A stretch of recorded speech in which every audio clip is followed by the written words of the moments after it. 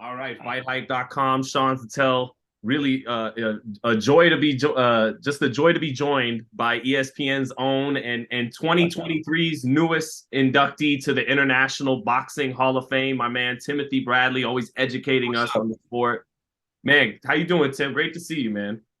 Hey man, thanks for reaching out, bro. I appreciate you reaching out. You know how you respect you, B. Respect you, respect the channel. So, you got me anytime you need me, man. All right. Well, I love it, man. You put me on the spot. I said, man, we got to talk soon. You said, let's go right now. I was okay. All right. He put me on the spot. Let's go. Oh man, let me get comfortable, man. Let's holla at me, man. What you got? All right, man. We got some huge fights coming up that I can't wait to see. Plan Benavidez, Ryan and Tank, Bolton in a new way. But before all that, man, you are inducted into the Hall of Fame from unifying against Alexander at 140 to beating Marquez and Pacquiao, and it was a great career. Congratulations. How you get? How's it feel, and how the hell are you going to go about this? Because you got to cover the Teofimo Lopez Josh Taylor fight in Madison Square Garden, which is a couple hours away from upstate where you're getting inducted that weekend. So unpack all that for me, Tim. I ain't covering that fight. Man, I'm getting inducted, man. I'm spending that entire week, you know what I'm saying, and enjoying all the hard work that I put in over the years, man. I'm enjoying that moment. So I'm gonna miss that fight. Dre's there and the rest of the guys will be there to make sure they handle it. But yeah, I'm off. But other than that, man, I'm excited, man. I'm excited about this. I look at the Hall of Fame and I see all the guys that have been inducted in the past and the ones that was inducted last year and the year before, man. And these guys are just on a completely different level. Like being in the Hall of Fame is dope. I understand all the hard work that I put in, but like, I'm in the party. Like I'm in the room, but there's different tables. There's different tables set around, and you have like your Ali's and you have your Fraziers, your Ali's, and your Mayweathers, and your Andre Wards, and your Bernard Hopkins. All those guys, they sit in a certain area, and then I'm in the room and I'm walking. I'm walking around in the room. I'm inside the party, but I ain't sitting at their table. You know what I'm saying? Like those guys, and I'm not selling myself short, but I'm just saying like those guys are the guys that I admire coming up, and I respect them wholeheartedly, and those guys are definitely the guys that inspire me to be great, man, to be great at my job and to fight the best and to be the best. So, none but respect and admiration and love for those guys, man. You do hold victories over guys who do sit at that table. Yeah, Marquez, Pacquiao. Were you at what 5'6", 5'7", not a huge puncher? Were you an overachiever getting to this yeah, point?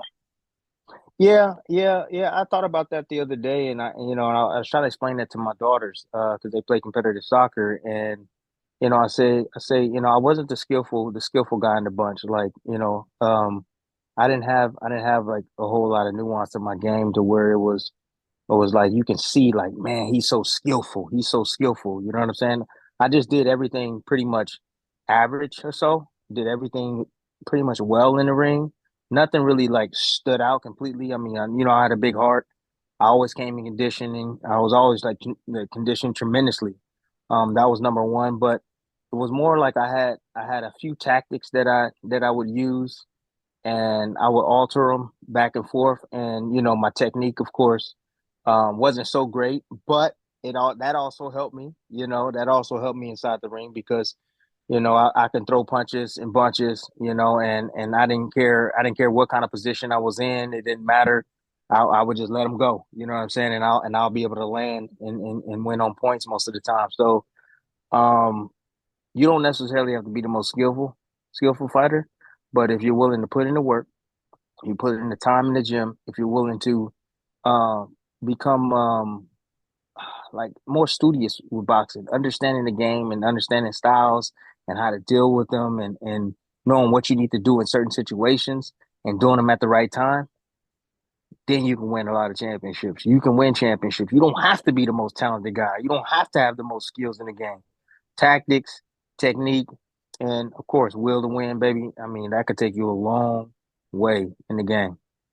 That sounds like that's kind of your message to young fighters going into the hall. Yeah.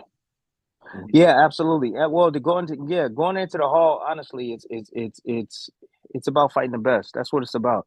You know, a lot of people we run around and we say we want to be the best and so on and so forth. But sports, you know, I've been raised up on sports and all different types of sports. You know, football, basketball, you name it, man. You know, it's the best always competing against the best. You know, and the only way you can distinguish yourself among your peers in the game with you is you got to beat them. You know, and we all know who's who. We all know. Trust me. We either grew up in the amateurs with them. You know, occasionally you get a special guy that just he didn't have a whole lot of amateur experience. You know, like Canelo Alvarez or so, who put in the work, who put in the time, and he was just naturally talented to get to where he's at today. But then you have guys like myself, Andre Ward, you know, other guys, Andre Berto, you know, guys that put in work in the amateur system and come up. So we know who's a killer and who's not, and I always wanted to just test myself, like say, you know what, I know he's good, but I think I'm better. Let's get in the ring. Let's do it.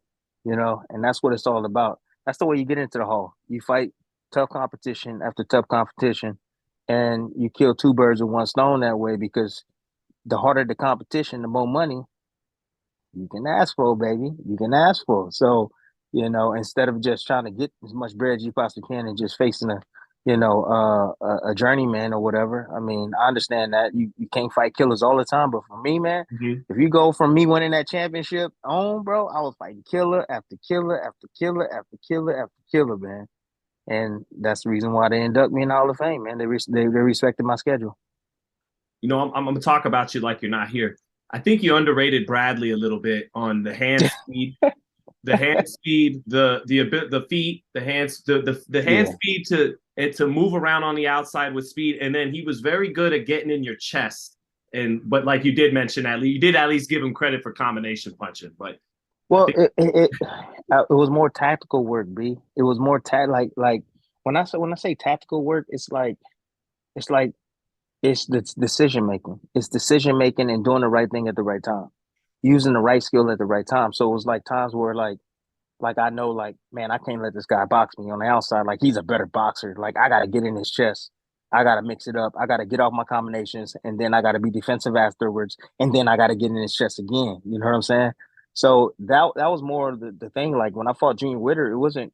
Gene Witter was a way better fighter than I was. I never fought out of California.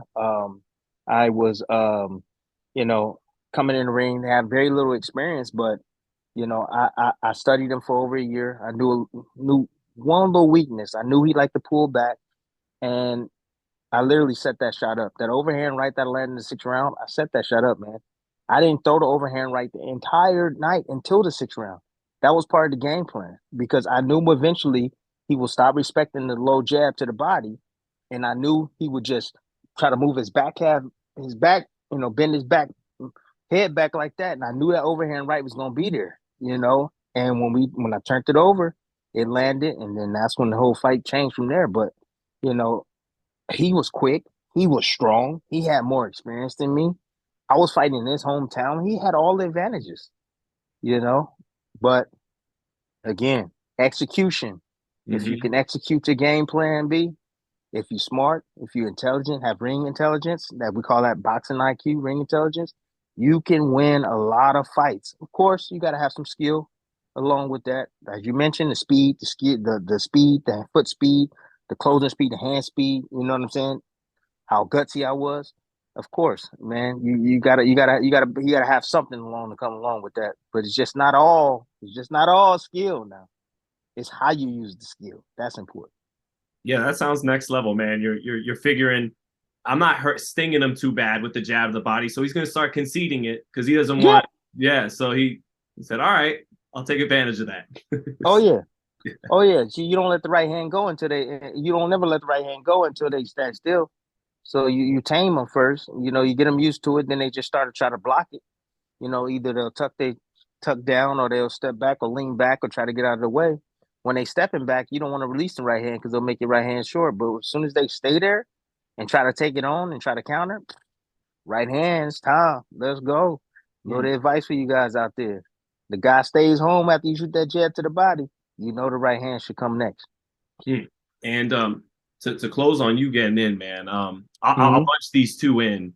Uh, what's the proudest moment, the greatest moment for you personally? For you, not what we think. In your professional career, was it Marquez or Provodnikov or the 3 fights Pacquiao? And what's the one fight that got away from you? The Mayweather fight is the fight that got away from me. I always wanted to fight Mayweather. Crazy man. I'll tell you a quick story. So I was in the process of actually signing a deal with well, I was in the process. I was asked by Top Rank, put it this way, asked by Top Rank to fight Manny Pacquiao for the third time. So my contract was up. Of course, it was part of the deal. If you don't know that, that's what a lot of promoters do. They'll tie a big number of money, big fight, and they'll tie an extension into your contract. So I mean, I was used to that. I understand what that's all about. So then, I get a call from Mayweather's people, and they saying, hey, like, Mayweather wants to fight you. The purse would be $8 million, so on and so forth. And I'm like, oh, okay, all right. Well, he said just don't sign with Bob. So I'm like, okay, I ain't no rookie. I ain't no rookie, bro. I've been promised the world a lot of times in boxing, and guys didn't follow through. Promoters, from promoters to managers, and they never follow through with it. And I've learned that even if you have things on paper, you still got to go through the litigation system. You still got to go to court and whatever. So I'm like, you know what? Money talks. I said, okay, you want me to not fight Manny, and they're offering me $4 million to fight him. Send me $4 million. You offering me eight? Send me $4 million in my account right now, and I won't resign, and I'll wait on Mayweather. Go ahead and wire me $4 million. All right, man. Well, we gonna get back to you on that, man. All right, man. Yeah, yeah. Oh, okay. Never heard back. Never heard back. And then at that point, I was like, you know what? My loyalty to Top Rank. I know them. I know what they're all about. I've been with them. They understand me. We work with business partners. We work together for many years. I'm comfortable here. I know it's a little bit, probably more, a dollar more over there, but it's all good. I'm gonna just stick with Top Rank, and that's what I did, man. So I just re it up with Top Rank, and fought Manny for the third time at the end of the day. So, but yeah, that's the story about Mayweather. So I Were you never got an concerned opportunity. they were gonna try to like steer you to the young guns instead? Like, actually, we want you No, to fight Keith Thurman. Oh, no, okay. Well, how would that Mayweather I fight ain't, have looked? How I would ain't that worried have looked? about no. Man, look, man, man, you gonna get me started, man. Come on, man. I told you I study all these guys. I study all these guys, man. And Keith Thurman he's a really good talent. And when Keith Thurman was at his absolute best, he was tough. He was tough, but I already knew his weakness, and his weakness was the body, and that's my specialty. I dig down to that body. I was I'm, just as athletic as he was. I know he got good feet. I know he likes to move. I would have cut off the ring. I had good hand speed. Yes, he had more power. He would have to knock me out to win, but I could have outworked him. I could have made him use his legs. I know how he stops and plants and swing. Like I know all of that Keith Thurman movement. I I know meant all of Floyd, that. Tim. I meant Floyd. Oh, so Floyd's difficult, man. Floyd's difficult. So, Yeah, he's difficult because Floyd knows how to control distance. Distance I wasn't too great at I mean I can get inside, but Floyd is the type of fighter that stops you from getting inside, with his footwork. He also used, his quick hand feints. He'll either walk away and then come back. He'll go around the corner and bing, bing, bing, and piece you together. So I would have to pressure him, man. I would have to pressure him as much as I possibly can. Don't let him get off. Tie him up when I needed to, and again get him on the ropes. Let my combinations fly. And just try to get away from those dang counters. And I know when he goes into that shell, I know what he's looking for. He's looking for the right hand, occasionally sweep with the hook, but it's still a lot easier said than done. Floyd was a tricky guy, but I just wanted to be in the ring with greatness. right, You know what I'm saying? right. It Share was the ring more with so them. I See was how you more so measured share up. the ring with him. Yeah, that's it, man. I always wanted to measure myself against the best, man. I got in there with Manny, and I felt what that's like. And the way Floyd beat Manny, and he made it look easy, even though he said it wasn't easy. And I know it wasn't easy, but it looked easy from the outside looking in. I just wanted just a chance just to just feel what it's all about to be in the ring with Mhm. that type of light, bro. You know what I'm saying? And I never got a chance to do that. So, as far as my shining moment, I would say Marquez. Marquez fight. That was my vindication. That was like my fu to the world. You know what I'm saying? After the Pacquiao, after the Pacquiao, shenanigans and everything I went through there, that was like, yeah, okay, this dude just flattened Pacquiao, knocked him out. I just had a fight a year with Ruslan Pavanikov. Everybody thought I was damaged goods from that fight. I come back and I outbox one of the second best counterpuncher in boxing, Marquez, and it was easy. Easy. It was the easiest $4 million I ever made. Easy money. $4 million easy. And I still say that was my shining moment. That was the best fight probably of my career. I showed everybody that I can stay disciplined, that I can box. A lot of times, man, I come from the boxing world. I had a lot of boxing skills, but I didn't have a ton of power. So in order to try to, gain fans, I always had to have some sort of a chip on my shoulder, and I always had to take risks to make myself be a little bit more entertaining. So I would choose to fight, and plus I would get bored in there too, man, because that's just my nature. My nature is I'm about that action. Like, let's go, let's throw down. Let I me see remember what you thinking all that would about. get you in trouble against Marquez, and I was surprised how the fight you boxed and how well it went. Yeah. Because I needed that. I needed that. I always do. I tend to do what I need to do to win the fight, and I knew what I had to do to beat him, and I knew I couldn't play around with him because he had some punching power, man. He hit me with two uppercuts in the first round, and I was like, oh my gosh, he ain't hit me with those ever again. No, and he never hit me with another uppercut, but just it took two uppercuts to land, and I was just like, okay, yeah, I'm not gonna sit here and trade with this guy. I'm gonna get off, and then I'm gonna go take a walk, and get off again, and go take a walk. But that fight right there, that fight right there was like cement. Boom. I mean, the whole camp. My father was telling me through the entire camp. He said, "This is your ticket into the Hall of Fame. This fight right here." And it He was. said, "You win this fight, Dad." He said, "You win this fight, son."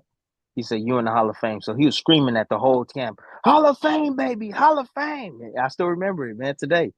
And we talk about that. We was talking about this the other day. So, great moments, man. Great moment for my Yeah. career. Yeah, he was coming off the Pacquiao knockout, one of the greatest knockouts in Oh boxing history, and my pretty gosh. much everyone was picking him to win the fight. A lot, yeah. So, Yeah, yeah, yeah, absolutely. Uh-huh. did you So absorb that Mayweather tape a lot for that fight? Because it kind of looked like it. yeah, yeah, yeah, yeah. Floyd called me up after the fight, and I was like, "Well," I said, "Well," he said, "Good job, baby," and I was just like, "I appreciate you, man." And he goes, and I go, I just followed your blueprint, right?" That's all I did. I said, "Thanks for giving me the blueprint, champ." I was up Yep. in the rafters with my wife at the time. I was like, "What's he doing? What? I didn't know Tim could do this. What is he doing to Marquez?" I thought we were here to see a war. We were going to see, Nah. I had to get that dub, man. I had to get that dub. I had to get that. I had to box. I had to box that way to get that dub because I couldn't compete with him on the power basis. He was too good of a counterpuncher to stay still. I had to keep moving and just outbox him. Mhm. Some fights you just have to win. That was one of those fights where I just had to win, but at all costs. And I had to be almost perfect to win that fight. So yes, sir, got her done.